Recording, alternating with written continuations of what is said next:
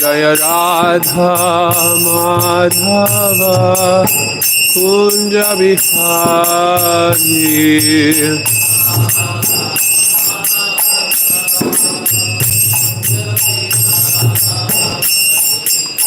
Gopi Janavallabha Girivaradari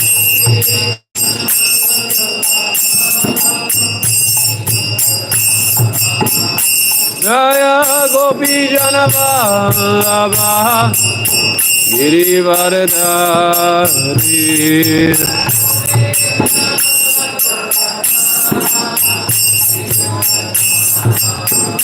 Jai Yashoda Nandana Brajajana Ranjana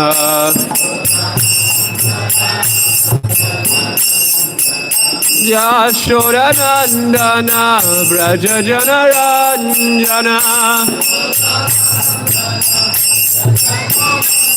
Yamuna Tira Vanachari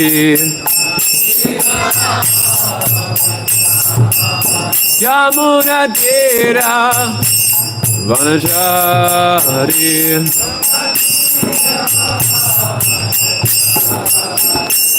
Jaya Radha Madhava Kunja Bihari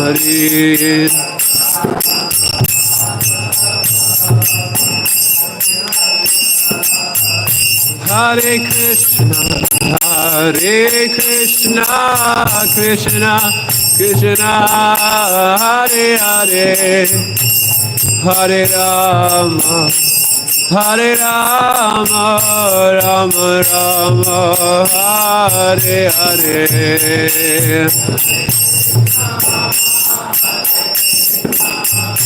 Krishna Krishna Hare Hare Hare Rama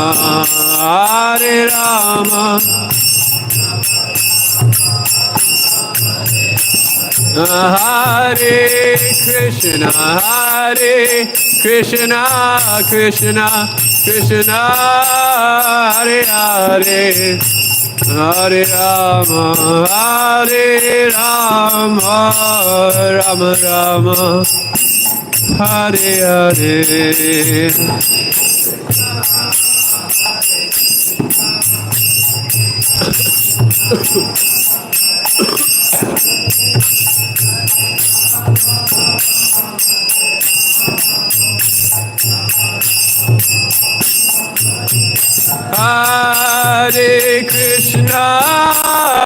Hare Krishna Krishna Krishna Hare Hare Hare Rama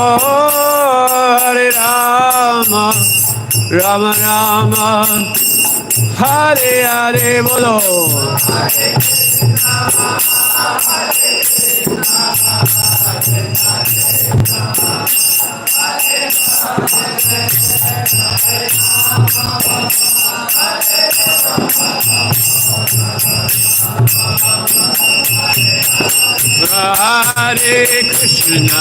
Hare Krishna Krishna Krishna Hare Hare Hare Rama Rama Rama Hare Hare Hare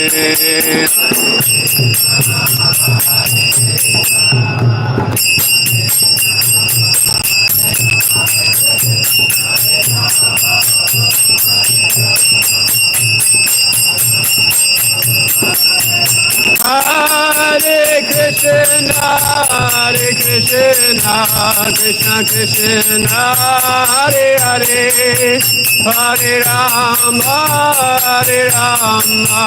Rama Rama Hare Hare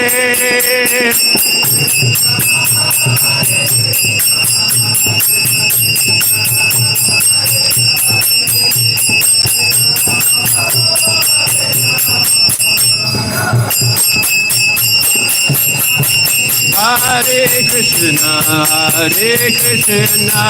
Krishna Krishna, Hare Hare, Hare Rama, Rama Rama, Hare Hare.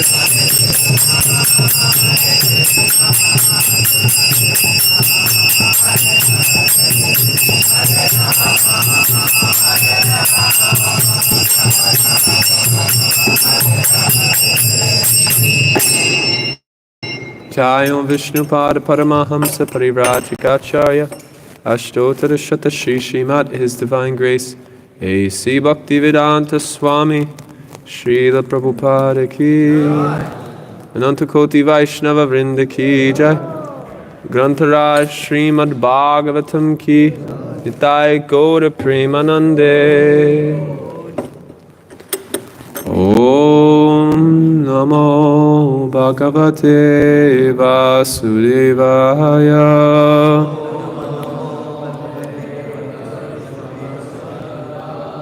Om Namo Bhagavate Vasudevaya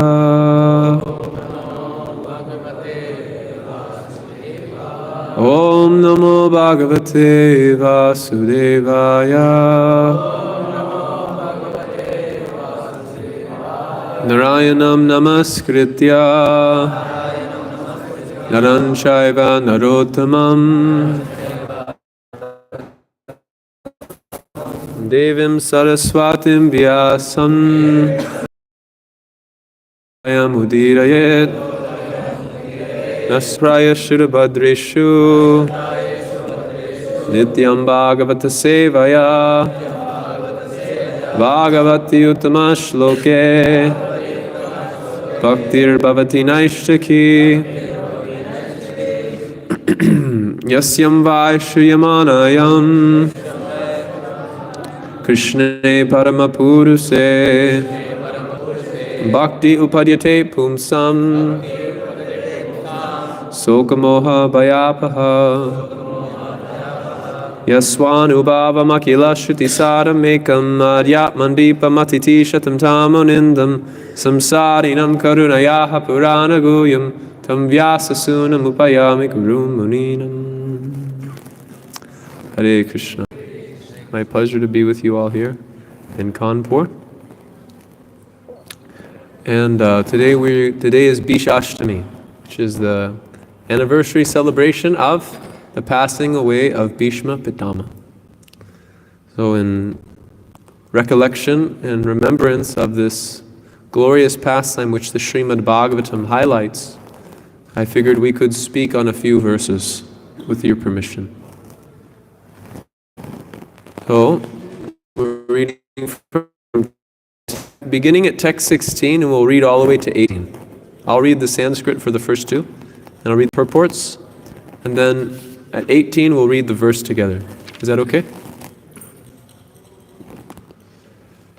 Nahi yasya karichit rajan puman veda videsitam yad vignasyaya yukta muyanti kavayopihi. O king, no one can know the plan of the Lord Sri Krishna. Even though great philosophers inquire exhaustively, they are bewildered. Purport: the bewilderment of Maharaj Yudhishthira over his past sinful acts and the resultant sufferings, etc., is completely negated by the great authority Bhishmadev, one of the 12 authorized persons. Bhishmadev wanted to impress upon Maharaj Yudhishthira that since time immemorial, no one, including such demigods as Shiva and Brahma, could ascertain the real plan of the Lord. So what can we understand about it? It is useless also to inquire about it. Even the exhaustive philosophical inquiries of great sages cannot ascertain the plan of the Lord. The best policy is to simply abide by the orders of the Lord, without argument. The sufferings of the Pandavas were never due to their past misdeeds. The Lord had to execute the plan of establishing the kingdom of virtue, and therefore his own devotees suffered temporarily in order to establish the conquest of virtue. Bhishmadev was certainly satisfied by seeing the triumph of virtue, and he was glad to see King Yudhishthira on the throne, although he himself fought against him. Even a great fighter like Bhishma could not win the battle of Kurukshetra because the Lord wanted to show that vice cannot conquer virtue regardless of who tries to execute it. Bhishma Dev was a great devotee of the Lord, but he chose to fight against the Pandavas by the will of the Lord because the Lord wanted to show that a fighter like Bhishma cannot win on the wrong side. Tasmat idam daivatatram vyayasa bharatar sabha tasyanu vihito nata pani pahi prajan prabhu. O best among the descendants of Bharata, Yudhishthir, I maintain therefore that all this is within the plan of the Lord. Accepting the inconceivable plan of the Lord, you must follow it. You are now the appointed administrative head, and my Lord, you should now take care of those subjects who are now rendered helpless. Purport. The popular saying is that a housewife teaches the daughter-in-law by teaching the daughter. Similarly, the Lord teaches the world by teaching the devotee. The devotee does not have to learn anything new from the Lord because the Lord teaches the sincere devotee always from within. Whenever, therefore, a show is made to teach the devotee, as in the case of the teachings of Bhagavad Gita, it is for the teaching of the less intelligent men. The devotee's duty is therefore to ungrudgingly accept tribulations from the Lord as a benediction. The Pandavas were advised by Bhishma Dev to accept the responsibility of administration without hesitation. The poor subjects were without protection due to the battle of Kurukshetra, and they are awaiting the assumption of power by Maharaj Yudhishthira. A pure devotee of the Lord accepts tribulations as favors from the Lord. Since the Lord is absolute, there is no mundane difference between the two. We'll read this one all together. Esavai Bhagavan Sakshat Adyo Narayana Puman Mohayan Mayaya Lokam Gudascharati Vrishnisu Esavai Bhagavam Sakshat Adyo Narayana Puman Mohayan Mayaya Lokam Gundascharati Vrishnisu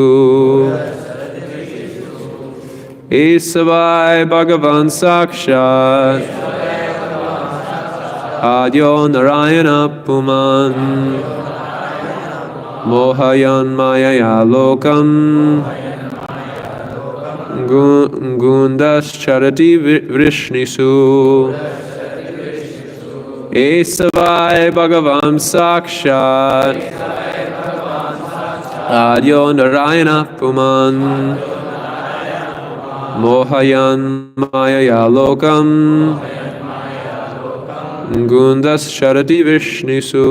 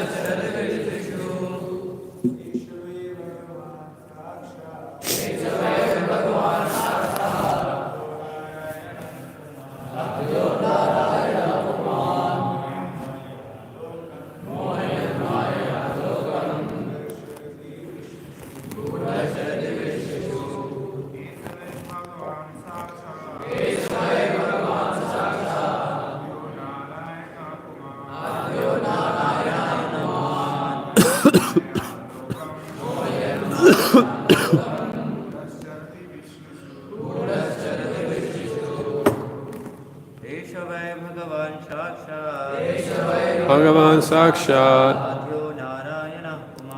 Adyo Narayana Puman Mayana Lokam Esha, this, Vai, positively, Bhagavan, the personality of Godhead, Sakshat, original, Adyaha, the first, Narayanaha, the Supreme Lord who lies down on the water, Puman, the Supreme Controller, Mohayan, bewildering, Mayaya, by his self-created energy, Lokam, the planets, Gudaha, who is inconceivable, Chadati, moves, Vrishnisu, among the Vrishni family. Translation and her purport by His Divine Grace, A.C. Bhaktivedanta Swami Srila Prabhupada. This Sri Krishna is no other than the inconceivable original personality of Godhead. He is the first Narayana, the supreme enjoyer, but he is moving amongst the descendants of King Vrishni just like one of us, and he is bewildering us with his self-created energy. Purport. The Vedic system of acquiring knowledge is a deductive process. The Vedic knowledge is received perfectly by disciplic succession from authorities.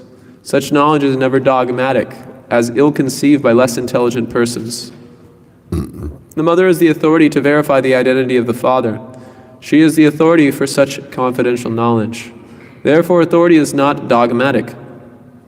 In the Bhagavad Gita, this truth is confirmed in the 4th chapter. And the perfect system of learning is to receive it from authority. The very same system is accepted universally as truth, but only the false arguer speaks against it. For example, modern spacecraft fly in the sky, and when the scientists say they travel to the other side of the moon, men believe these stories blindly because they have accepted the modern scientists as authorities. The authorities speak, and the people in general believe them. But in the case of Vedic truths, they have been taught not to believe. Even if they accept them, they give a different interpretation. Each and every man wants different direct perception of Vedic knowledge, but foolishly they deny it. This means that the misguided men can believe one authority, the scientists, but will reject the authority of the Vedas. The result is that people have degenerated. Here is an authority speaking about Sri Krishna as the personality of Godhead and the first Narayana. Even such impersonalists as Acharya Shankara has said in the beginning of his commentation on Bhagavad Gita that Narayana, the personality of Godhead, is beyond the material creation. Narayana paravaktya andavyakta sambhavam anantasyantas tvame lokam sapta dvipa chamedini. The universe is one of the material creations, but Narayana is transcendental to such material paraphernalia. Bhishmadev is one of the 12 Mahajans who know the principles of transcendental knowledge. His confirmation of Lord Sri Krishna as being the original personality of Godhead is also corroborated by impersonalist Shankara. All other acharyas have also confirmed this statement, and thus there is no chance of accepting Lord Sri Krishna as the original personality of Godhead. Bhishmadev says that he is the first Narayana. This is also confirmed by Brahmaji in the Bhagavatam. Krishna is the first Narayana. In the spiritual world, Vaikuntha, there are unlimited numbers of Narayanas, who are all the same personality of Godhead and are considered to be plenary expansions of the original personality of Godhead, Sri Krishna. The first form of the Lord Sri Krishna expands himself as the form of Baladev, and Baladev expands himself in so many other forms, such as Shankarshan, Prajumana, Aniruddha, Vasudev, Narayana, Purusha, Rama, and Nrsimha. All these expansions are one and the same Vishnu Tattvas, and Sri Krishna is the original source of all the plenary expansions. He is therefore the direct personality of Godhead. He is the creator of the material world, and he is the predominating deity known as Narayana and all the Vaikuntha planets. Therefore his movements amongst the human beings are another sort of bewilderment. The Lord therefore says in Bhagavad Gita that foolish people consider him to be a human being without knowing the interaction of his movements.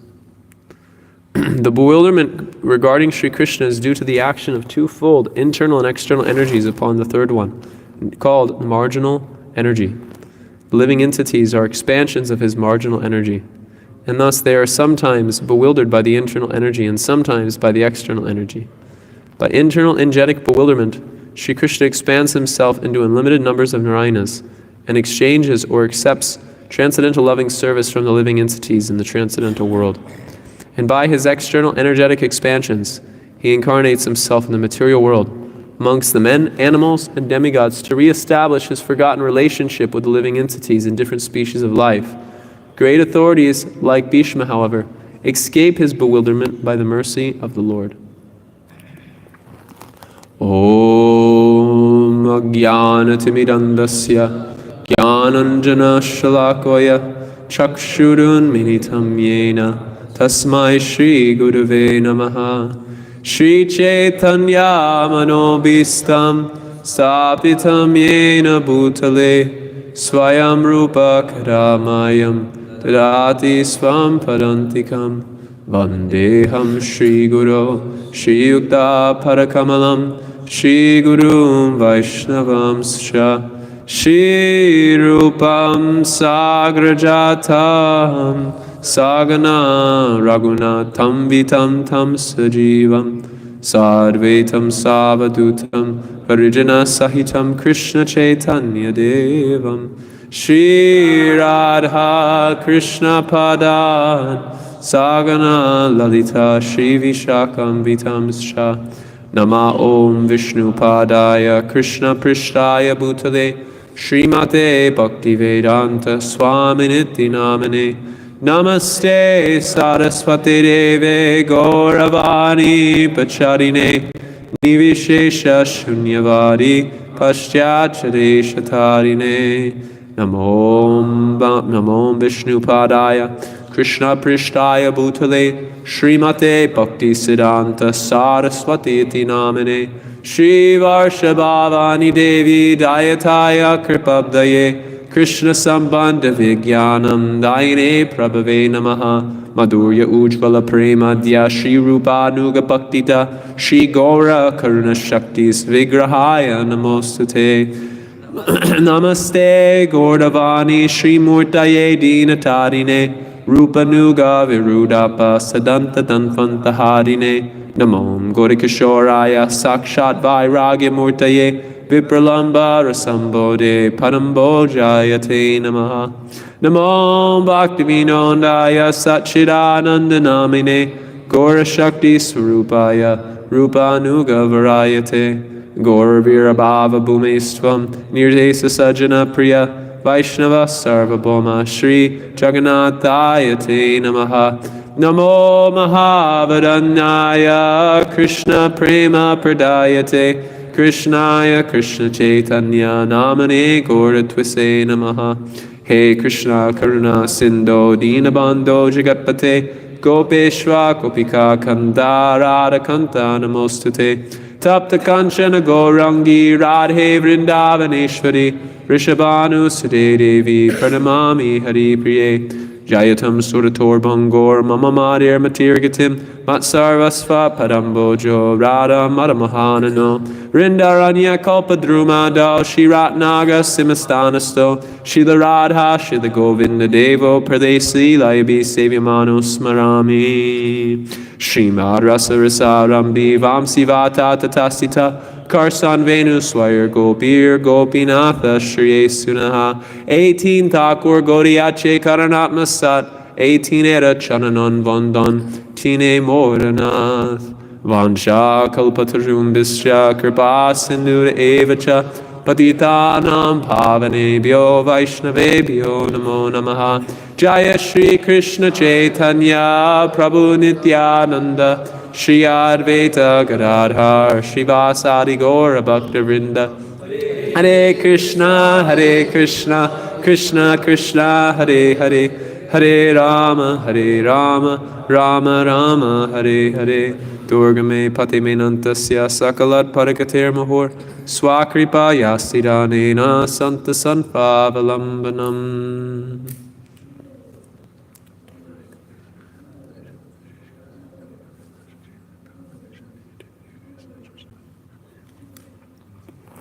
When Srila Bhakti Siddhanta Saraswati Thakur was finishing his Shatakoti Nam Yagya in Navadvip. He had come in contact with a gentleman, a young man named Umapati, who would later become Kunja Bihari Prabhu. He was considered to be one of Bhaktisiddhanta Saraswati's most intimate associates while Bhaktisiddhanta Saraswati was on the planet. And he was a bit of a manager. He knew how to organize facilities very well. So he encouraged Bhaktisiddhanta Saraswati in his preaching mission to go into Calcutta and develop a preaching center in Calcutta, because Mayapur was quite far away, in order to achieve his desire of expanding the mission of Sri Chaitanya Mahaprabhu. So two devotees went with Bhaktisiddhanta Saraswati, Kunja Bihari and Ananta Vasudev. These devotees were walking along the road with Bhaktisiddhanta Saraswati, and as they were walking along the road, there is one of these scaffolds. I don't know if scaffold is a difficult word in Hindi. The construction bamboo. Scaffold, yeah. So there's a construction with the bamboo, you know what I'm speaking about? Sometimes they're working and you see the bamboo that they build. So they were walking, and they were walking towards what is now Ultadanga Junction, Bhaktivinoda Asana. And they were going to look at this property for the first time. So as they were walking, they came within 2 steps of this scaffold, and right before they walked underneath it, the scaffold collapsed. And a bunch of construction supplies, cement, tools, they all fell right in front of them. And it was literally right before they walked underneath. So somehow by the grace of Krishna, they didn't walk underneath. But these devotees, they recollected that this set a premonition for what would take place in the Gaudiya Math's preaching. That in an effort to preach the truth, many obstacles will arise. This was what these two devotees recollected when this took place. That in the process of preaching the truth, we should not think that there will be many smooth paths, or that it will be a path of roses. Well, actually, it's just the opposite. When one takes up the endeavor to engage in auspicious activities, the immediate response is many seemingly inauspicious circumstances come to obstruct those activities. And as Srila Prabodhananda Saraswati says, the path of bhakti is not a path of roses, it is a path of thorns. We see in this pastime, Bhishma Dev is speaking about the power of the time factor. In the course of our own life, we come into Krishna consciousness, and there's a chance that at the onset of our Krishna consciousness, we think that this is the removal of all my distress, that the Adhyatmika kleshas, the Adhibhautika kleshas, and the Adidaivika kleshas will become completely null and void. In that my walking the path of Krishna consciousness will be very easy.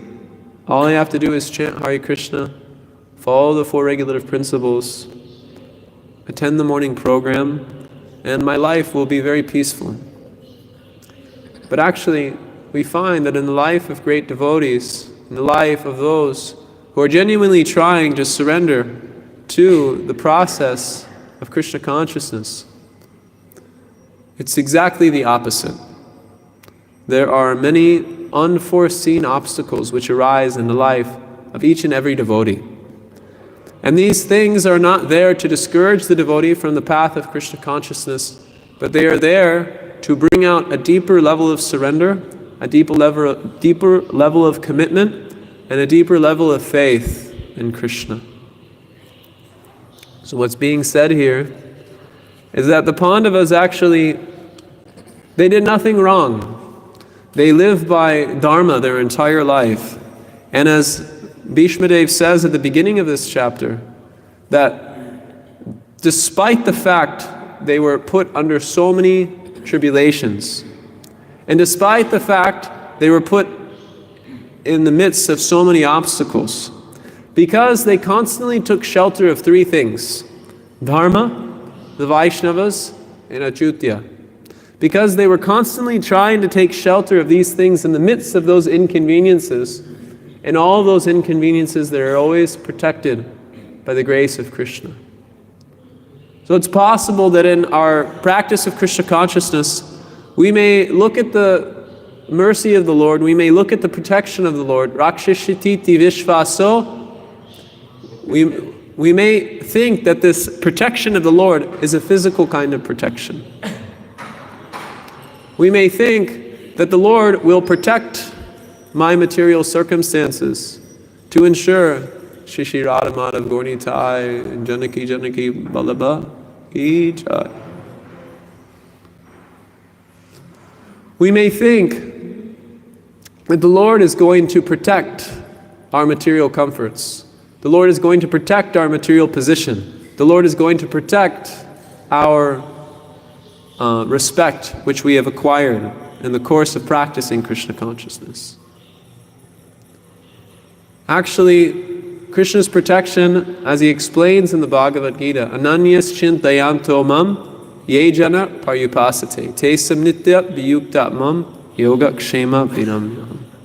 Krishna's protection is not a material protection.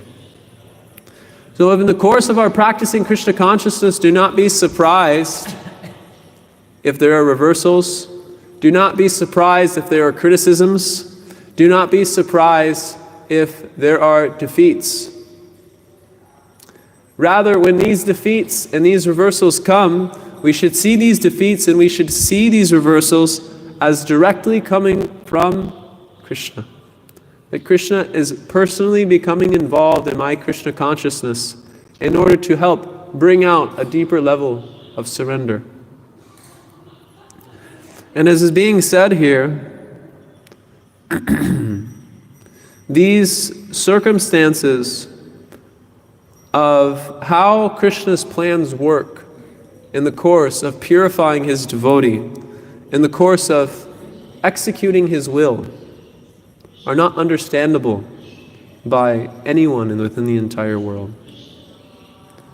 And the devotees, what makes them different from karmis and jnanis, karmis try to adjust the circumstance by creating material facilities which can protect them. They take shelter of dana, they take shelter of abhijana, they take shelter of their tejas and ojas shaktis. They take shelter of material considerations in order to protect them from the inconceivable plan of the Lord. But we see in the course of a materialist life, yad pada pankaja palasa vilasa bhaktam karmashrayam ugrantitam ugrayanti shantam tadvan narikta matayo yatayo pirutas shoto ganastararanam bhajan vasudevam. That in due course of time, the plans of any materialistic person who tries to go against the will of the Lord, they become wiped away by the waves of their material desires. That although they may try to adjust circumstances in a particular way, all of their endeavors in order to adjust and counter-adjust the circumstances of this material world always prove to be full of defeat and prove to be full of misery. We can see in the world currently that there is a lot of concern over political tensions.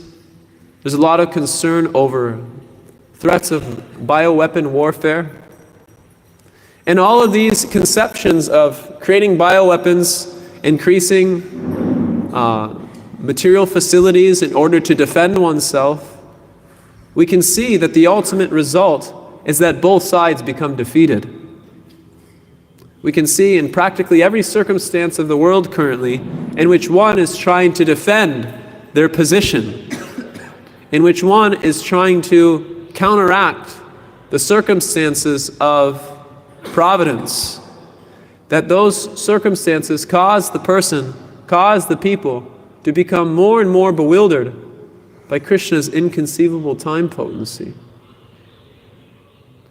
And the jnanis, or the impersonalists, they take all of these circumstances in the world to be false. Through an imaginary adjustment of their subtle body, they try to think that nothing in this world actually exists. Brahma Satyam Jagat Mithya. That the only truth is Brahman. So they raise themselves to an artificial position of so-called liberation. But we see that those people, Yene Ravindaksha Vimuktamaninas, Tvayasha Bhava Avashuddha Budaya, Arura Krinshena Param Padam Tata Pashyantito Najata Yusma Angriyaha. That those people become defeated by the material energy and they come back down to a material plane of consciousness. And they try to pose themselves as being very great, pose themselves as being very powerful, but we see that through the potency of the time of Krishna's Kala Shakti, Satyam Eva Bijayate, the truth will always come out, and those people are exposed for what they truly are: pretenders, cheats, and bluffers. So how do we overcome this time factor of the Lord? Actually, the devotees are not interested in overcoming any particular potency of the Lord. Rather, the devotees' vision is such that they think, Yomam pasati sarvatra, sarvam shamai pasati. Tasyaham na pranasyami, sacha me na pranasyati. That they see every circumstance, they see every element, and they see every movement of this material energy as being directed by the hand of the Lord. And when they see the direction of the hand of the Lord, they don't become fearful, they don't begin to lament, but rather they marvel at how wonderful the Lord is in moving His energies in a particular way in order to uplift and purify the world of unwanted elements. So Prahlad Maharaj, he explains the mood of a devotee. He explains that the mood of a devotee in the midst of the time factor is such: Manye dana bijana rupa tapasha tojas teja prabhava balapodu shabudi yogam naradanaya hi bhavanti parasya pumso bhaktya tutosha bhagavan gajayut tapaya. That to understand the Supreme Personality of Godhead, to understand the will of the Lord, you will not understand the will of the Lord by any amount of material facility. Manye dana bijana rupa. Manye dana. You won't understand the will of the Lord by any amount of wealth. By acquiring any amount of wealth, you won't understand the plan of the Lord. Abhijana, or developing a good family, or rupa, being very beautiful, manye dana bijana rupa tapasha tojas, or engaging in any type of austerity, you won't understand the will of the Lord. Manye dana bijana rupa tapasha tojas. You won't understand the Lord by studying the Vedic literature for many, many lifetimes. You meet many people on the street who have claimed that they're a Trivedi, but when they're put in the midst of reversals in life, rather than taking shelter of the Supreme Personality of Godhead, they take shelter of intoxication, they take shelter of lower habits, and they take shelter of their own mind and senses, and thus are cast into a deeper and deeper illusion. Ojas, by great sensory power, one tries to become very strong centrally, thinking that by doing so, I'll be able to have an advantage over others. And this will allow me to escape Krishna's great time factor. Manye dana bijana rupa tapasha tojas teja prabhava balapoda shabhuti yoga. Teja prabhava, not by any tejas, not by prabhava, not by bala, not by any amount of strength. Teja prabhava balapoda shabhuti yoga. And not by any amount of influence or intelligence will one be able to understand the will of the Lord. So what does Prahlad Maharaj say? How does one actually come to understand the will of the Lord? He says, Naradanaya hi bhavanti parasya pumso. Bhaktya tutosha bhagavan gajayutapaya. One can only come to understand the will of the Lord by praying in the way that Gajendra did. This is the only way which one can come to the point of actually perceiving the Lord's plan within one's life. And what is the prayer of Gajendra? What is the appeal of Gajendra? Madrik Prapan and Pasapasha Vimokshanaya Muktaya Buri Kuranaya Namo Nalaya. So I'm saying Asarvam Tanubim Manishya Prakti Drase Bhagavate Brihate Namaste. Gajendra is saying that, my dear Lord, you are situated within the heart of every living entity, and you're constantly their well-wisher. And not only are you their well-wisher when they begin to pray to you for strength and guidance, but you are there within their heart, guiding them and uplifting them at every single moment. Namo Nalaya. So, my dear Lord, I am an animal. Madrik Prapanam Pashupasha Vimokshanaya. I am an animal, but now I am coming to you and I am surrendering to you. I am offering myself to you. And I am completely giving myself to you in a mood of complete surrender. Madrik Prapanam Pasupasha Vimokshanaya Muktaya Buri Kuranaya Namo Nalaya. And I'm doing this because I know that you're always the well-wisher of every single living entity. So now I make myself open to you, and now I surrender to you. And this is the example that we see in the life of the devotees of the Srimad Bhagavatam. The Srimad Bhagavatam is not full of ideal circumstances in the life of devotional service.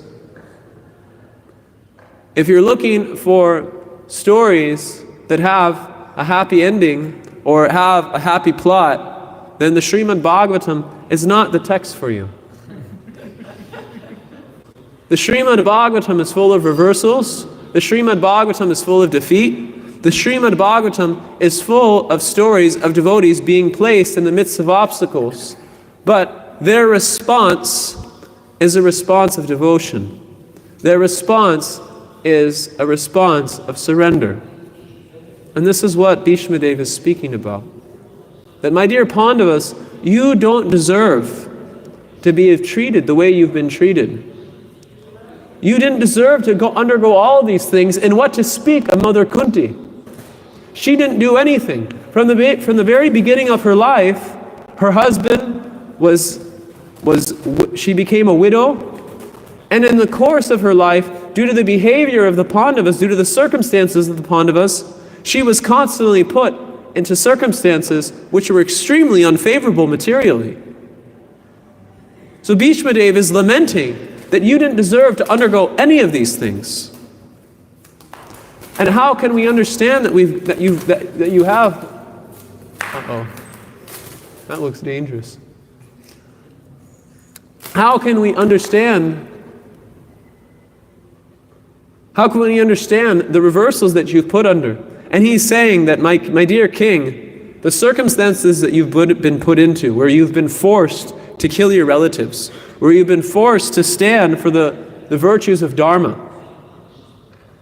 We can't accept this as your karma, because you've only lived a life of Dharma. So my conclusion is that this has been the will of the Lord. And that because you constantly accepted every circumstance as the will of the Lord, you've become victorious. And my being put on the opposite side of the battlefield was simply to facilitate this will of the Lord, was simply to set an example of this will of the Lord. So many times in the life of the devotee, in the midst of reversals of circumstance, those reversals are there to show the world as an example. As Srila Prabhupada is saying in his purport, a housewife teaches the daughter-in-law by teaching the daughter. Does everyone understand this saying? That you have a daughter-in-law who has just become married to a son.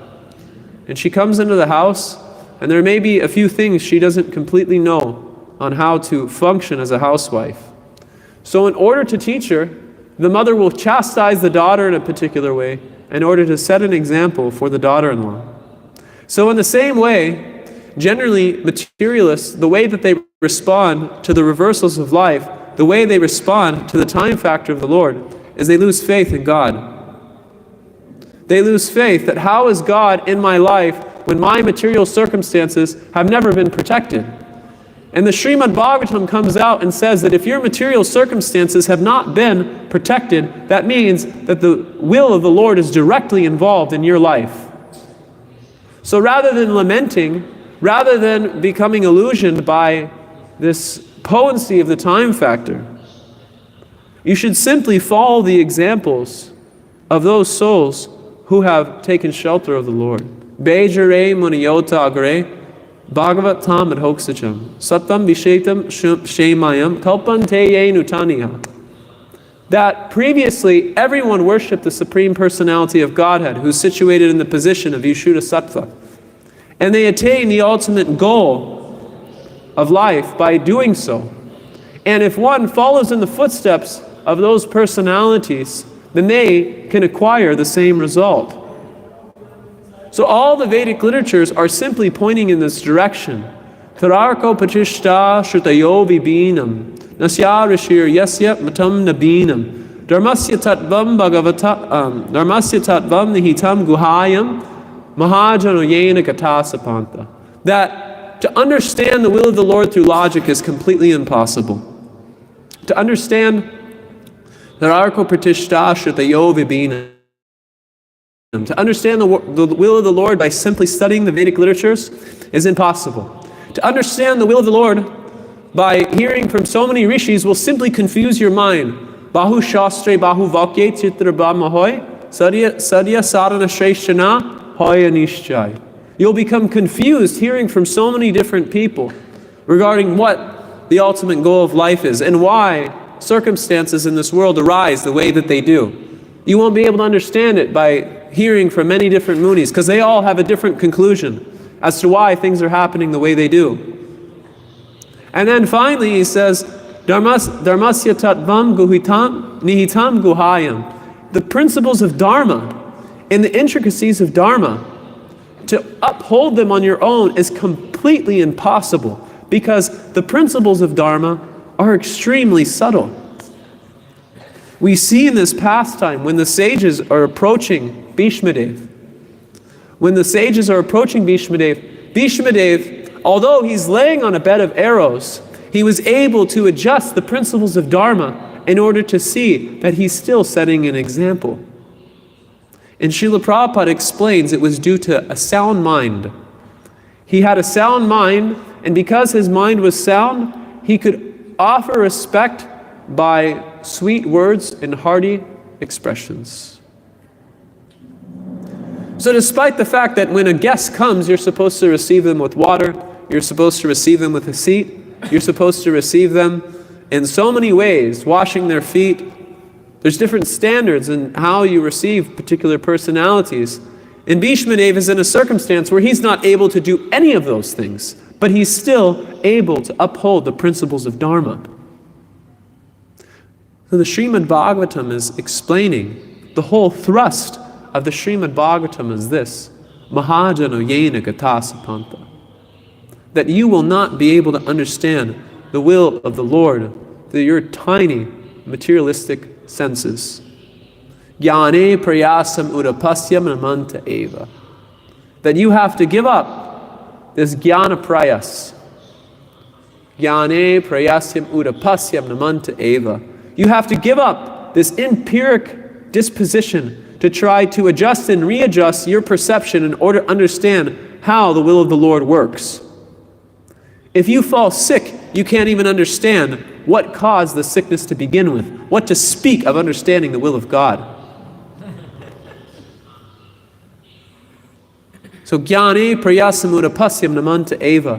You have to give up this idea that I can understand this world according to my limited perception. As Srila Prabhupada would often quote in relationship to this was a story that Bhaktisiddhanta Saraswati used to tell frequently. That there is a frog in a well. And this frog, someone comes and says, I've just seen the ocean, and it's so magnificent. And the frog is saying, is it this big? And he puffs up a little bit. And he said, it must be 2 times as big as my well. And he says, no, it's not like that. He said, it must be 3 times as big as my well. He says, no, you're not going to understand what I'm speaking about. And as he's going on and on, he's becoming more and more puffed up. He's saying, it must be 10 times as big as my well. No, it's not like that. You're not going to understand. It can't even compare to your well. And then when he says it can't even compare to your well, the frog explodes. So this is the disposition of a materialistic person. They try to understand the will of God through their limited material perception. But the will of God cannot be understood by our limited material perception. The will of God has to be understood in the following way. Namanta eva. One has to surrender themselves to the process of hearing. One has to surrender themselves to the process of mahajana yena gatasapanta. Jnane prayasamudapasya namanta eva jivanti sanmukaritam upadiyavartam stane sita shrutikatam tanuvan manobir ye prayasho jitaticho pisichais chilokyam.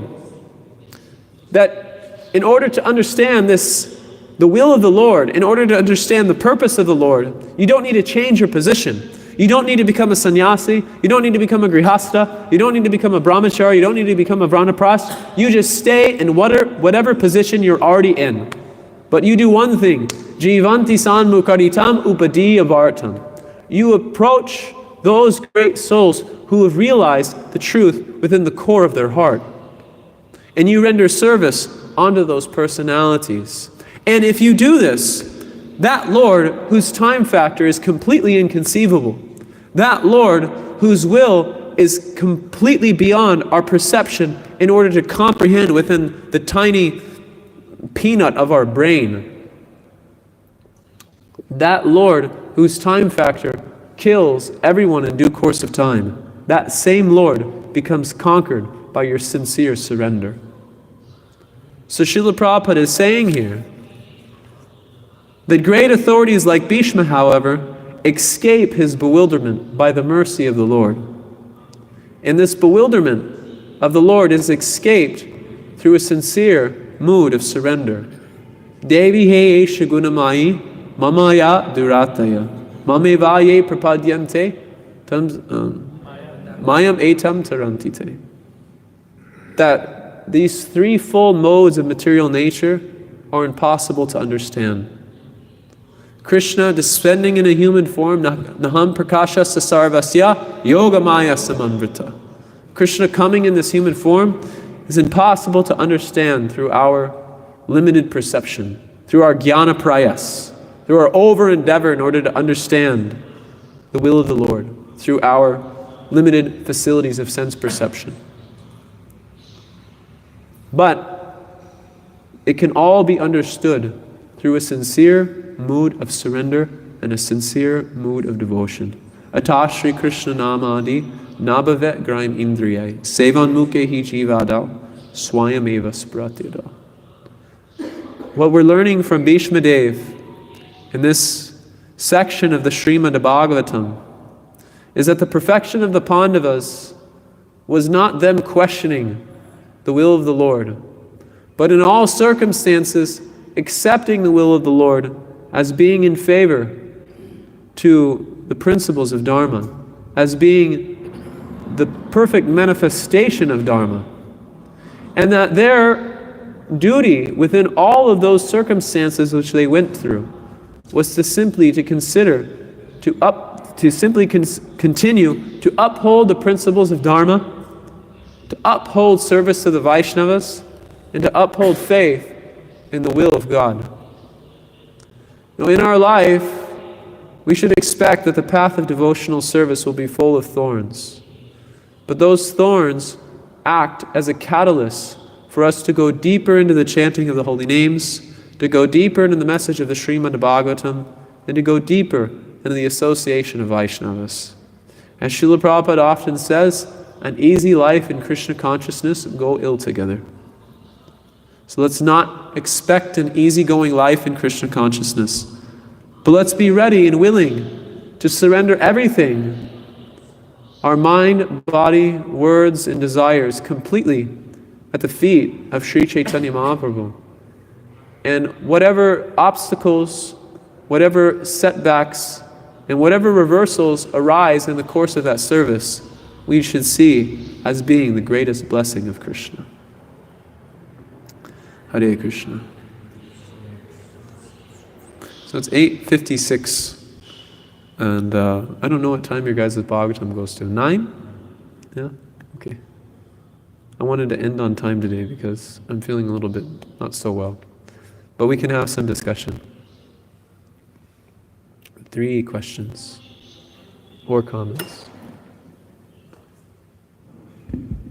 Hare Krishna Guruji, thank you so much for this wonderful class. One question was coming in mind, when reversals comes, generally the first reaction for us is to adjust to our material conditions, because this seems very probable the first time. Yeah. And at that time, to understand it as a plan of God, means that comes, but after we have gone through 1-2 days and we become a little more fit, and then we understand, oh, that was also a plan of Lord. Like Pandavas also, they might have done something practical for their whatever happening, like fire and all, they have to dig a wall. But so this thinking it as a plan of Lord has to come simultaneously, or it's like when you have done something practical and then you understand, oh, this is a plan of God. Yeah, you can't just, ride in a car, and if you get in a car accident and you die not wearing a seatbelt, you can't say it was the will of the Lord. We should do our due diligence to protect ourselves. Srila Prabhupada encouraged devotees to not drive while sleepy.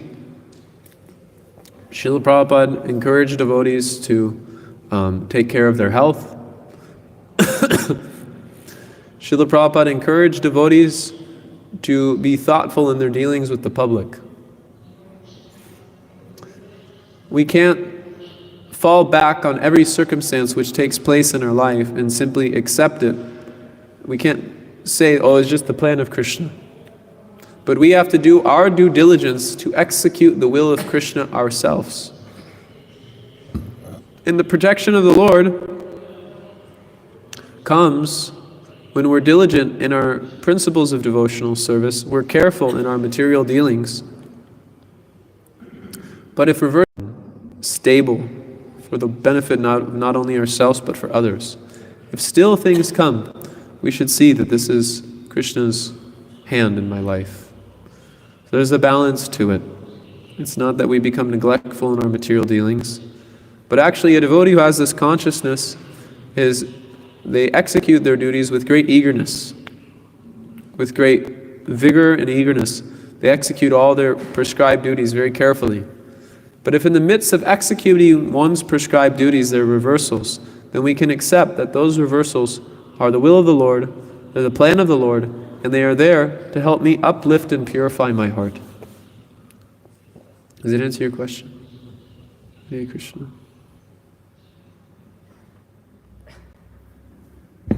Hare Krishna Guruji, thank you very much for such wonderful discussion. So Guruji, in the life of Bhishma and in the life of Pandavas, we see that both of them were pure devotees of the Lord. Correct. And both of them are rendering service to the Lord. Pandavas by aligning with the will of the Lord, and Bhishma by fighting on the opposite side. But we see in the life of Pandavas that Lord was with them at every time, but in the life of Bhishma, the Lord was not with him. Internally Lord was inspiring, but externally he was against the Lord. So, but in our life we see that we want always to be like Pandavas, that Lord is with us and Lord is helping us and Lord is making us victorious in the end. But in the life of Bhishma we see that at last he was in one sense the loser. So if such situation come in our life where Lord is wanting to be us in the role of Bhishma, so we are not able to accept that role. We want ourselves to be victorious like Pandavas. So how to prepare for such thing that if Lord want us to be the loser at the end, that whole world is saying that we are the loser. So how to prepare for this? Well, you see that Bhishma Dev was never the loser. I mean, if you read it according to the context of Mahabharata, you may think Bhishma is a loser. But we don't accept the Mahabharata as being the ultimate pramanam. We accept the conclusion of the Srimad Bhagavatam. And the only time that Bhishma appears in the Srimad Bhagavatam is him being glorified in the way that he leaves his body, being completely absorbed in the Lord. So, in the midst of our life, there may be circumstances in which we're put in a position similar to Bhishma. And it may appear to us that we seem to be going against the principles of Dharma. We seem to be, creating unnecessary challenges for other people due to the disposition we have to uphold. But you see that Bhishma, at the end, his ultimate success was remembrance of Krishna. So that's what is to be understood from Bhishma Dev, is that the ultimate success of our life is Narayana, ante Narayana smritihi, to be absorbed in remembering Krishna at the time of death. And you can see what was the consciousness of Bhishma throughout his entire life is prevalent at the time of his passing. Yam yam bapi smaram bhavam tajantante kalevaram tam tam meveti kaunteya tad bhava bhava bhavitaha. That the culmination of his life was not remembering his engagement in the political affairs of the Kauravas, but at the end of his life he's surrounded by the Pandavas, and Krishna has personally come to see him. And remember, despite the fact that Bhishma Dev was put in that position, he still put Krishna as the person to be worshipped during the Rajasurya sacrifice. But one lesson that we learn from Bhishma Dev is that in his life, the reason why he always took that position was because he was too much absorbed in the vow of truth which he gave to his father Shantanu. That whoever would come to the position of being the king, he would always support that person. And that was his fault. That rather than seeing the will of Krishna as being supreme, he accepted his father as being the ultimate authority. So we learn a lesson from Bhishma Dev. He sets that example. It's not that we should think that Bhishma Dev made a mistake, but he was guided in a particular way in order to show the world that you cannot expect to be successful if you accept a lower standard of truth. He was trying to uphold the principles of Dharma by being truthful. But there needed to be an adjustment in his behavior in relationship to seeing Krishna and seeing the Pandavas. And he had to minimize his commitment to Shantanu for a higher purpose. So it sets an example for us. And in the course of our life, we may see mundane circumstances, we may be put in the midst of mundane circumstances in which we made commitments in order to uphold certain principles. But the highest principle we have to uphold in all circumstances is our service to Guru and Krishna.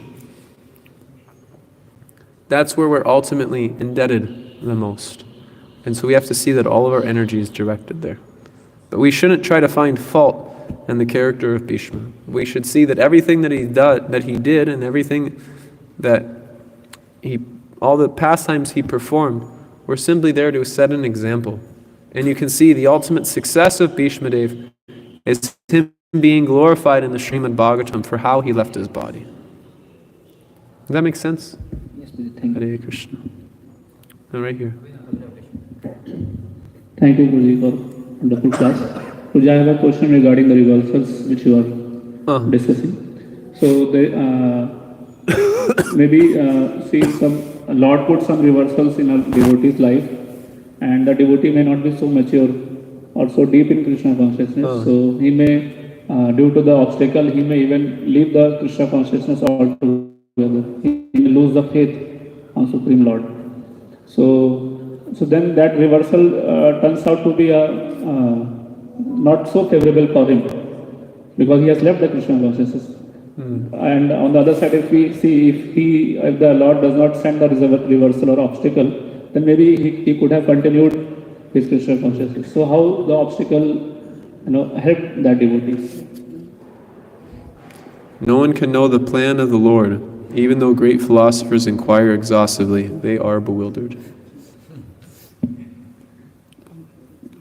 If a devotee is put in the midst of a reversal and they leave the practice of Krishna consciousness, it reveals the depth of their Krishna consciousness, or the lack of depth. If a reversal comes, anyone who is sincerely trying to surrender to the practice of Krishna consciousness will not leave the association of devotees.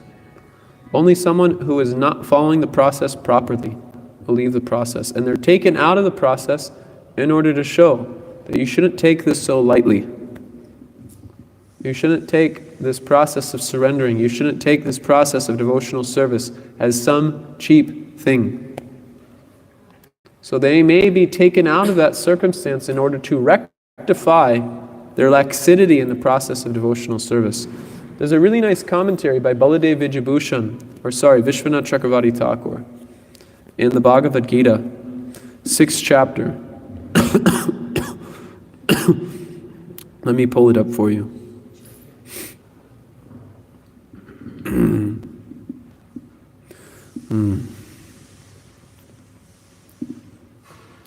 Krishna, Krishna, Hare Hare.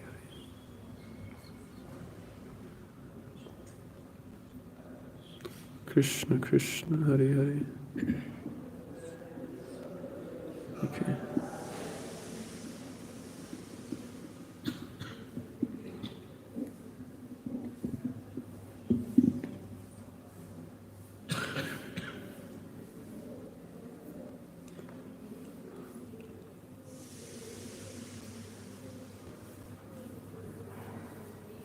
So when Krishna is speaking to Arjuna, Arjuna is asking what happens to that yogi who, although coming to the practice of Krishna consciousness, leaves the practice. So they've become unsuccessful in material life, and they become unsuccessful in material life. Or do they become like a riven cloud with no scope in any sphere? And Krishna explains that they'll be born into a family of transcendentalists, or they'll be born into a family of brahmanas or aristocracy, and they'll be given the opportunity to take up that practice of Krishna consciousness. Then, Krishna says, Prayatnat atmanastu, atmamanastu, yogi samshudakil visaha, aneka janma samsidas, tato yanti param gatim. That yogi, unlike before, striving with full effort, becoming purified of his faults, and reaching full perfection after many, many births, finally attains the supreme goal of liberation. Vishwanath Chakravarti Thakur says this. He says, the cause of falling from the path is lack of effort. The cause of leaving the practice of Krishna consciousness comes from a lack of effort on the part of the practitioner. So if someone is pulled away from the practice of Krishna consciousness, it is due to their weakness of heart, it is due to their lack of faith. But by being pulled away from that practice, the acharyas explain that that person will be haunted by the ghosts of rasa. They'll be haunted by the experiences which they had in Krishna consciousness. And although they may be going on with their material activities, that advancement which they made, tvakvasvadharmam bhajatam bhajam hare, that effort which they made is more valuable than any amount of material success one could have. So there's no loss. So if one gets pulled out of Krishna consciousness due to reversals, we can understand that it was the mercy of the Lord on that person in order to reform that person due to their laxity in the practice. So how we can bring them back to Krishna consciousness? What we should tell them that their faith may increase if they are in touch with us, but they are not in the process of devotional service? It depends, it's a case-by-case basis. It depends on the personality. Sometimes it may just mean making a phone call from time to time. Sometimes it could mean going and seeing them. Sometimes it could mean, actually engaging in some devotional. Thank you very much, Prabhuji, for beautiful classes and quoting wonderful shlokas, supporting everything.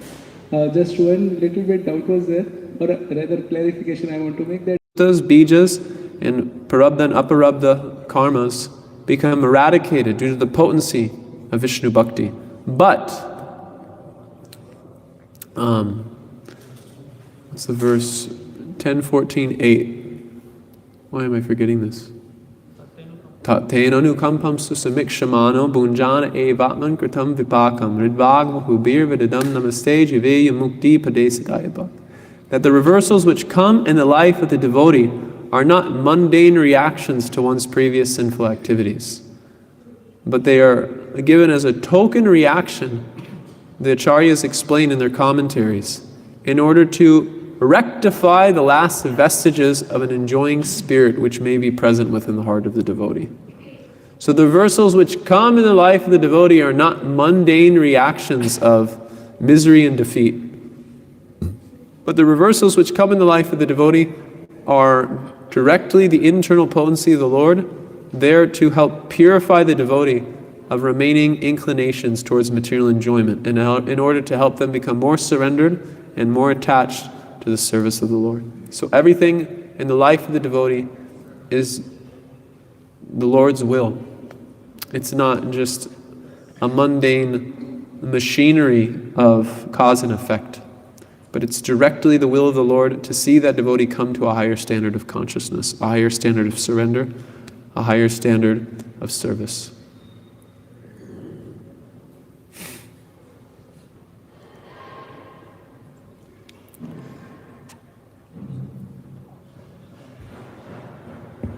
Hare Krishna. Guruji, for Pandava, especially Arjuna, because very easy to surrender Krishna, because Krishna was in Prakat form. He was reciprocating in them personally. But now Krishna is in Aprakat form. For a Kanishta, it is very difficult to surrender, and then how to do? The Lord's right there. There's a Prakata form right there. But, The Lord's right there. But we don't feel because we have many anartha and a lot of things. Well, if one's surrendering, Krishna explains that he'll purify that person of anarthas. So if one's not surrendering, if one's not trying to apply the process of Krishna consciousness, actually in many instances the Lord wasn't present with the Pandavas. The Lord was absent from the Pandavas. He wanted to be with the Pandavas, but in many circumstances the Pandavas were simply absorbed in remembering Krishna. So being with the Lord doesn't necessarily entail remembrance of the Lord or dependence on the Lord. The Yadus were directly in the presence of the Lord, but the Lord had to remove them from the surface of the world because they had developed a false understanding. They had developed a unfavorable attitude towards the Lord. So being in the presence of the Lord does not necessarily entail surrender. Surrender comes when one hears from the right person. That's why this point, Avyane Prayasim Udapasyam Namanta Eva, is extremely important. You have to give up this endeavor of trying to understand God with your limited material senses, but you have to surrender to the process of hearing from the right person. If you surrender to the process of hearing, the natural byproduct of that hearing, Nitya Siddha Krishna Prema Sadhya Kabanoi, Shravanari Chittachitte Karanai Udoy. Satam Prasangam Bamavir Yasam Vido Bhavanti Hritkarna Rasayana Kata. Tagjosat Asu Apavarga Vartmani, Shada Ratir Bhaktir Anu Kramisyati. That by hearing from the sadhus, by surrendering yourself to the process of hearing Krishna Katha, by surrendering yourself to applying the words of Krishna Katha, the byproduct is you undergo a transformation. Tagvag visargo janataksha viplavo. And what is that transformation? Shraddha, Ratir, Bhaktir. One develops faith. Shraddha means, where do you put your heart? Is your heart still invested in the narratives of this material world? Or is your heart invested in the promise that the Lord gives in the Bhagavad Gita? Sarvadharmam parikyaja mamekam saranam vraja. If your heart is with the Lords of the Word, if your heart is with the words of the Lord which you have heard from the sadhus, then the natural byproduct of that faith is that it will evolve into attachment. And that attachment will evolve into love. So the best remedy for a Kanishta Adhikari to make advancement is for them to seek out the association of the Uttama Adhikaris and become submissive to those Uttama Adhikaris. And hear from those Uttama Adhikaris with great faith. Because the defect of a Kanishta, which prevents him from making advancement, is that he does not know how to relate with the pure devotees. They can only perceive the Lord within the temple. So a Kanishta Adhikari should develop good intelligence and hear from the Uttama Adhikari with submission, with faith, and with love. And by doing this, that a revolution takes place within the heart. So if we're not experiencing that revolution, then that means we're not applying the process of Krishna consciousness properly. We have to introspect into our heart. We have to look into our heart and see, what am I holding back? What material hang-ups am I still attached to? It's just like the story that Srila Bhaktisiddhanta Saraswati used to tell, that a guru was telling the sadhu of the power of Maya. And he says, Guru Maharaj, I can't understand this Maya. Can you please explain it to me? I just can't understand it. So he's trying to explain, but the disciples are not catching it. And then the guru goes up to the tree and he grabs onto the tree and he says, let me go, let me go, let me go. But he's holding onto the tree. And he says, Guru Maharaj, why don't you just let go of the tree? Why don't you just let go of Maya? That's the story that Bhaktisiddhanta Saraswati would tell. So generally, the problem is that we're not willing to break free from the material attachments which are preventing us from making progress. And we know those things are causing us to be held back in the process of Krishna consciousness.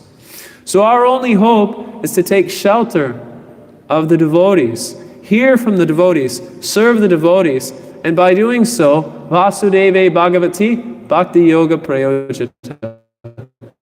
Janadasya Shivairagyam Jnanam Shadhyarahoitukam. The natural byproduct is you become detached from your material hang-ups and you develop knowledge. The real bliss of life is not simply trying to be a proprietor and enjoyer of this material world, but the real bliss of life is Chaitanya Radasamuni, Chaitanya Radas. Chaitanya Radasamuni, Dasaranudas. That I can be genuinely happy when I quit trying to control this world, but simply be a servant of the servant of the servant of the Vaishnavas. Hare Krishna.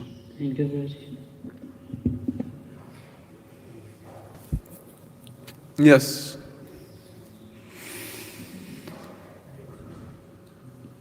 Hare Krishna.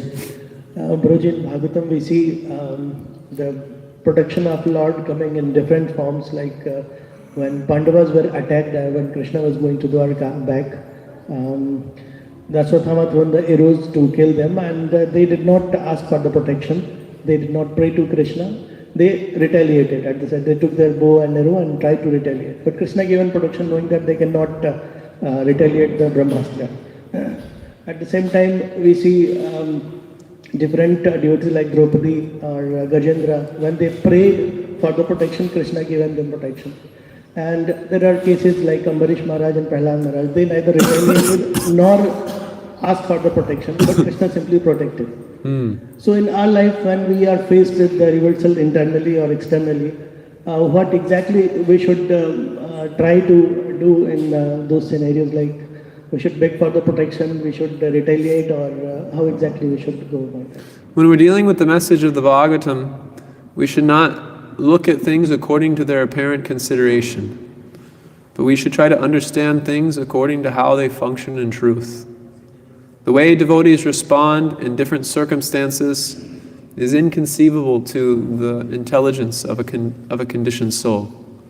But what we can understand is that the commonality of their consciousness is that Krishna will protect me in all circumstances. If they take up bows and arrows and they externally seem to be retaliating, we should understand that that is only an external consideration. It's only an apparent consideration. And if they don't respond at all, That's also an apparent consideration.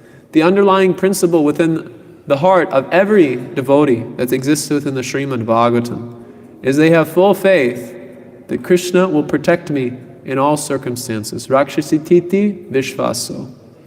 And whatever circumstance I'm put into, the Lord will be there to protect me. I will never be alone. The Lord will always be there to protect me. This is the commonality amongst all of the devotees. This is the common denominator.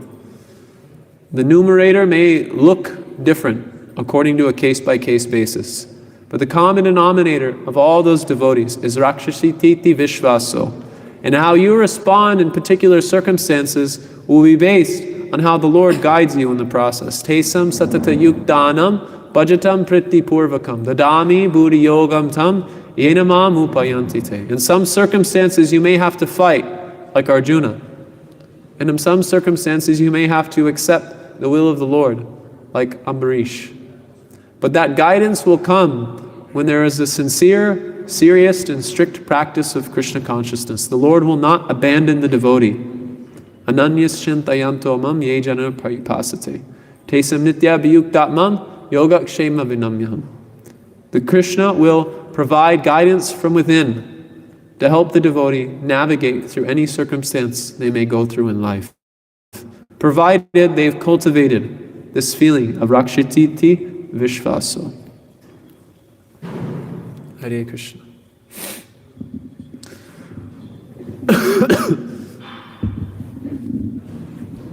Hare Krishna. Why we hesitate to surrender to God? I'm sorry, I didn't catch that. Why we hesitate in surrendering to God? Why we hesitate to surrender to God? Because of our insincerity. That's all it is. Because of our ignorance. Yeah, ignorance is a byproduct of insincerity. Or insincerity is a byproduct of ignorance, either way you look at it. It's very simple. Surrendering to Krishna is very simple.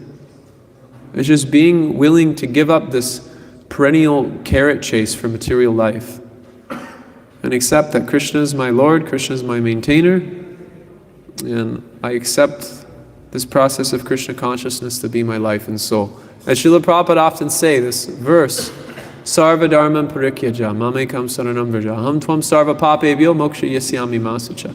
In some places of the Bhagavad Gita, Krishna says, what's that verse at the end of the 7th chapter? Yepi punya karmanam. Punya karmanam. What's the verse? Jananam punya karmanam. Tesham what's that? Yesham ganatatam papam jananam punya karmanam. Tedam tvamo hanirmukta bhajante mam Devavrata.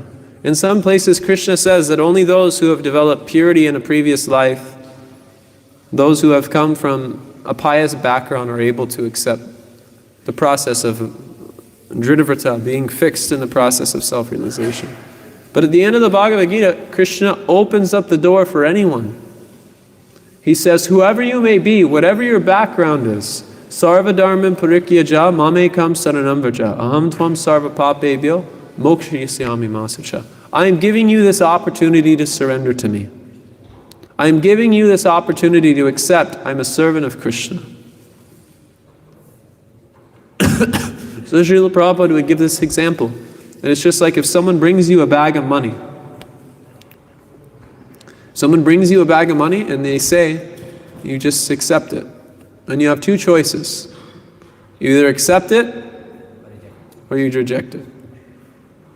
So when a pure devotee comes, who can be understood as the representative of Krishna, evam parampara paptam emam raja saryovidu, that the instruction which has been given by Krishna in the Bhagavad Gita, and the instruction which is being given by the pure devotee, has the same potency due to that message being unobstructed in the chain of the Guru Parampara.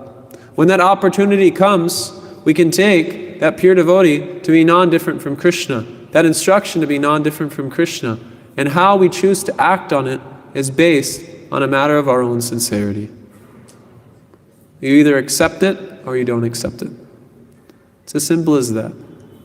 We don't surrender to Krishna because we want to maintain our attachment to this world. We want to maintain the conception of who we are within this world. We still have faith that we can enjoy this material world. And Krishna facilitates it. And so what happens is the material energy adjusts and readjusts in a particular way until that person becomes so miserable and so defeated, they actually become open to hearing with a receptive heart. So let's not be insincere and put off the process of surrender. As Vishwanath Chakravarti Thakur says, the only cause of a fall is due to a lack of effort. So if we come into the association of devotees, let us not hold back fully surrendering to the process of Krishna consciousness. Let us give ourselves cent per cent in the service of the Lord. And as Krishna said, as Srila Prabhupada used to say, everything for Krishna, nothing for me. We should develop that conviction. We should move in that direction. That no risk, no gain, all risk, all gain. That should be our conclusion. We should die to live.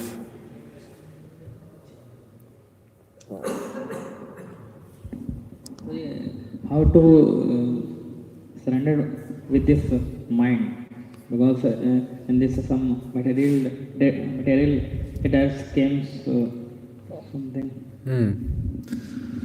Sadhu sange sarva shastra koi, lava mantra sadhu sange sarva siddhi hoy. One of the best prayers that we can make in our life is to pray, my dear Lord, I'm a fool, I'm a rascal, please put me in the best association I can possibly imagine and give me the intelligence to take advantage of that association. Because that association can bring out that mood of surrender. That's the potency of a devotee. So we should constantly pray to the spiritual master, constantly pray to the sadhus, constantly pray to the Lord to give us that association so the depth of our Krishna consciousness can grow. Because it won't grow without the mercy of the devotees.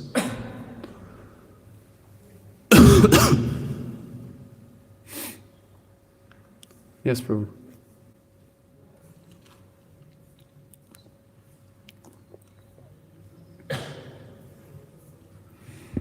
Hare Krishna. This is slightly different from the topic. In beginning you told about these two personalities who assisted Bhakti Siddhanta Saraswati Thakur. Correct, yeah. But later on we see in Leela Mrit that how these two same personalities, they became the cause of this fall in Gaudiya Math. So how to understand this thing, because they were always with Bhakti Siddhanta Saraswati Thakur and getting all this intimate association. So how to understand? Yeah, it shows... it's a very big topic. But one thing is that we should understand that surrendering to the spiritual master means renunciation of our own independence. You look at the life of those particular personalities, and you can see that they developed a contrary understanding of Bhaktisiddhanta Saraswati due to Jnana Prayas. Particularly one of them developed a contrary understanding of who Bhaktisiddhanta Saraswati was due to this endeavor to try to understand Krishna through the limited material senses. And it sets an example for us that the warning that Krishna gives in the Bhagavad Gita, that this lust, anger, and greed, they're the three paths that lead to hell. These aren't things which just apply to materialists. But at every step of our devotional life, there will be tests with these three gateways to hell. And no matter how much personal association you've had with the spiritual master, if you're not careful, if you're not attentive, if you're overly dependent on your own intelligence, then you can be taken off the path very easily. We see this in the life of some of Srila Prabhupada's most dear disciples, that they were tested by these three gates, and they gave into those three gates. And the result was very catastrophic for not only themselves, but for many devotees. So we shouldn't think that this Bhagavad Gita is just an imaginary treatise, but it's a reality that on the path of spiritual life we will be tested, and our ability to overcome those tests will come from the faith and conviction that my spiritual master saved me. Srila Prabhupada was once asked when he first became sick in San Francisco. When he first became sick in America, he had a heart attack in New York and then he was brought to San Francisco. And there was this question of, what if Srila Prabhupada leaves? Who's going to guide us? All the devotees were so new. It was 1967. They were so new to the process of Krishna consciousness. What if he leaves? What will we do? So then Brahmananda and Garga Muni pushed Mukunda to ask him. And he said, Srila Prabhupada, if you leave us, who will guide us? And Srila Prabhupada became very grave. And then tears started to pour from his eyes, and he said, my spiritual master saved me. And Mukunda Maharaj, he recollects that the whole idea is that one should not think that through the adjustment and readjustment of their own intelligence, they can understand or apply the process of Krishna consciousness. But everything which they have in Krishna consciousness is simply due to the grace of the spiritual master. So as soon as one tries to take the position of the spiritual master, they give in to the anartha of thinking oneself better than the spiritual master. And this is the primary thing which will take someone away from Krishna consciousness, is to think one is better than the people who have brought them to the place that they currently stand in. So, any one thing which you can recommend that one need to analyze this thing throughout his life, that whether he is going off track? One should always feel themselves to be a useless representative of their spiritual master. If one ever thinks that I can be better than my guru, I can be more than my guru, that's a recipe for disaster. And that was the defect in the Gaudiya Math, is that particular devotees thought that I can become like Bhaktisiddhanta Saraswati, rather than just being a servant of Bhaktisiddhanta Saraswati. I mean, it's a really big topic. I have a godbrother who's currently writing a book on the history of ISKCON after Srila Prabhupada's departure. And the constant theme is this: the difficulties which any devotee has undergone has been due to thinking that they are better than their superiors. But one should always feel dependent. There's actually a nice purport in this. I'll bring it up. It was a debate between this and that. Listen to this. A living entity is so made by the will of the Almighty that he is most happy when placing himself in a condition of absolute dependence. The opposite tendency is the cause of fall down. The living entity has this tendency of falling down by dint of misidentifying himself as fully independent to lord it over the material world. The cause of all trouble is therefore in false egotism. One must draw towards the Lord in all circumstances. So, absolute dependence is the natural position of a disciple. To think oneself independent of the mercy of the spiritual master is the cause of fall down. So we should always remember the spiritual master, we should always feel indebted to the spiritual master, and we should always try to extend ourselves in the service of the spiritual master, and that will protect us. Hare Krishna. So I've kept you all longer than I should have. It's 9:37. Please forgive me. Thank you all very much. Hare Krishna. Ancha kalpatrum bischa kripasinudeva patitanam bhavanebhyo vaishnavebhyo namo namo. Anantakoti Vaishnava Vrinda ki jai.